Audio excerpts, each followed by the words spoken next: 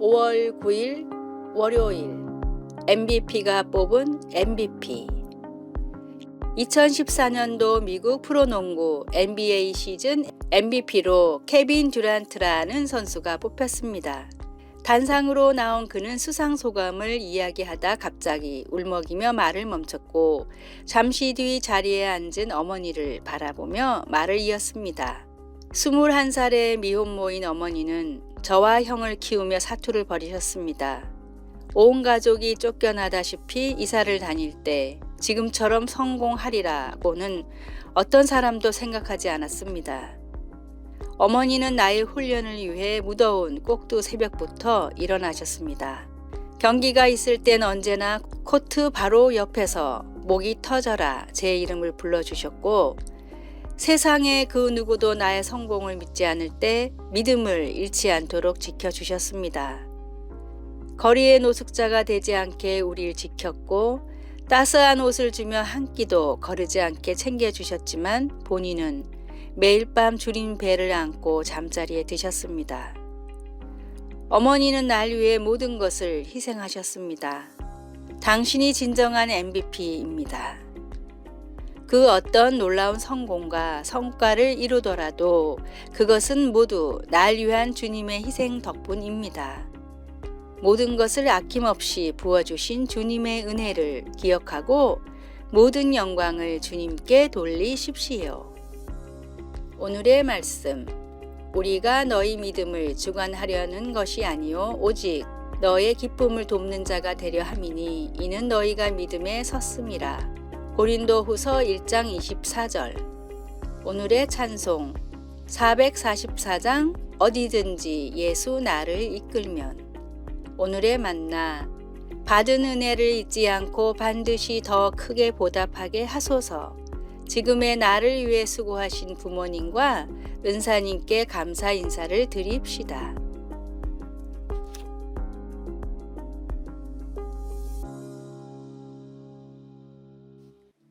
5월 10일 화요일 우리를 향한 노래. 젊은 아빠가 남자 아기를 품에 안고 부드러운 리듬으로 노래를 부르면서 천천히 흔들어주고 있었습니다.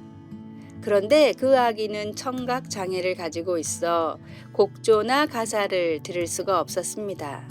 하지만 그럼에도 아기 아빠는 아름답고 부드러운 사랑의 몸짓으로 아들에게 노래를 불러주었습니다. 그리고 그의 노력은 아기의 기뻐하는 미소를 보며 보상받았습니다. 이 아들과 아버지가 교감하는 이미지는 스바냐서의 말씀과 아주 많이 닮아 있습니다. 구약의 선지자 스바냐는 하나님께서 그의 딸, 곧 예루살렘 사람들을 향해 기뻐하며 노래하실 거라고 말합니다. 하나님은 그들이 받을 형벌을 없애고 원수를 쫓아내시는 것 같이 사랑하는 그분의 백성들을 위해 좋은 일들을 하기를 즐겨 하십니다. 스바냐는 그들은 더 이상 두려워할 이유가 없으며 대신 기뻐할 이유만 존재한다고 말합니다. 예수 그리스도의 희생으로 구원받은 하나님의 자녀인 우리는 때때로 우리를 향해 풍성한 사랑으로 노래하시는 하나님께 귀를 기울이지 못하거나 싫어할 때가 있습니다. 하나님이 우리를 흠모하는 모습은 아들이 못 듣더라도 사랑스럽게 노래를 불러준 그 젊은 아빠의 모습과 비슷합니다. 무엇이 하나님의 음성을 듣지 못하게 막고 있습니까? 어떻게 귀를 기울여 우리를 향한 하나님의 기쁜 음성을 들을 수 있을까요? 말씀. 하나님이 너로 말미암아 즐거이 부르며 기뻐하시리라.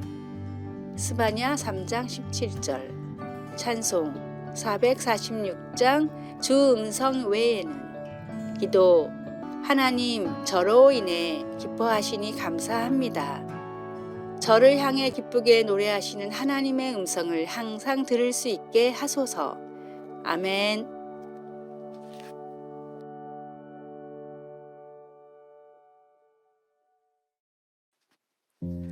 5월 11일 수요일 지극히 작은 소자.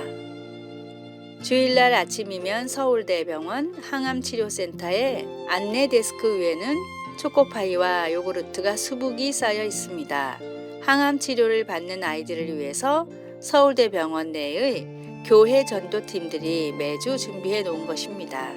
백혈병에 걸린 영길이는 아무 생각 없이 나눠주는 초코파이를 먹다가 어느 날 누가 가져다 주는 것인지 궁금증이 생겨서 어머니에게 물어보았습니다. 힘든 투병 생활을 하면서도 파이를 너무나도 맛있게 먹는 영길이를 바라보며 어머니는 교회에서 가져다 준 것이라고 말해 주었습니다. 그리고 시간이 흐르고 영길이는 병세가 악화되어 휠체어를 타고 다니게 되었는데 갑자기 어머니에게 부탁을 했습니다. 엄마, 저 교회 좀 데려다 주세요. 전도하러 찾아온 사람도 없었지만 영길이는 스스로 교회에 찾아갔습니다.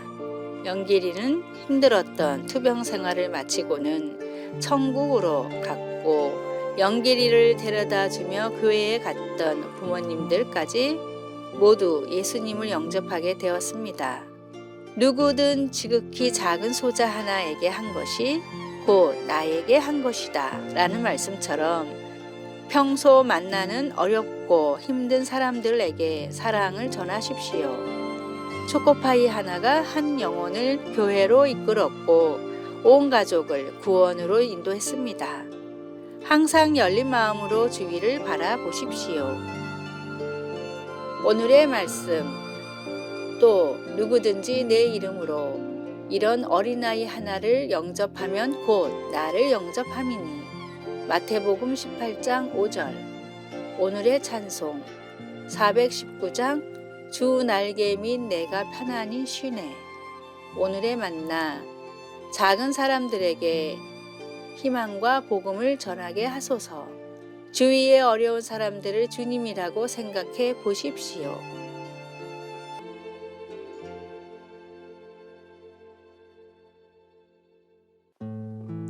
5월 12일 목요일 현명한 조언에 귀 기울이기. 미국 남북 전쟁 중에 아브라함 링컨 대통령이 한 정치가의 기분을 맞춰주려고 어떤 북부 연합군 연대의 이전 명령을 내렸습니다. 하지만 에드윈 스탠트 국방장관이 그 명령을 받고도 대통령이 바보라고 하면서 이행을 거부했습니다. 링컨은 스탠트의 말을 듣고 이렇게 말했습니다. 스탠튼이 내가 바보라고 말했다면 틀림없이 맞을 겁니다. 그는 거의 항상 옳기 때문입니다. 내가 다시 생각해 보겠습니다. 나중에 두 사람이 서로 대화하게 되었을 때 대통령은 자신의 결정이 심각한 실수라는 것을 바로 깨닫고 망설임 없이 명령을 철회했습니다. 스탠튼은 링컨을 바보라고 했지만 대통령은 스탠튼이 동의하지 않았을 때 고집을 부리지 않음으로써 자신의 현명함을 보여주었습니다. 링컨은 고집을 부리는 대신 조언을 듣고 그것을 숙고해 보고 그의 생각을 바꾸었습니다. 모든 사람들이 실수를 한다는 것을 알면서도 오직 어리석은 사람들만이 자신은 예외라고 생각합니다. 그러지 말고 경건한 지혜로 자신을 단련하고 처음에는 동의가 되지 않더라도 다른 사람들의 현명한 조언에 귀를 기울이십시오. 때로는 바로 그런 방식으로 하나님께서 우리의 유익을 위해 일하십니다. 말씀, 미련한 자는 자기 행위를 바른 줄로 여기나 지혜로운 자는 권고를 듣느니라. 잠언 12장 15절. 찬송 366장 어두운 내 눈 밝히사. 기도. 주님의 길을 가르쳐 주셔서 어리석음을 피할 수 있도록 도와주소서. 제 삶이 힘들 때 도움이 되는 조언을 제공해 줄 위치에 있는 사람들을 보내주셔서 감사합니다. 아멘.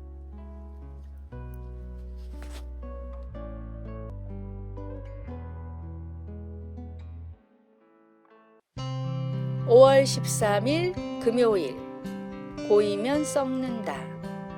마더 테레사가 미국을 방문했을 때 한 귀부인이 테레사를 찾아와 고민을 털어놓았습니다.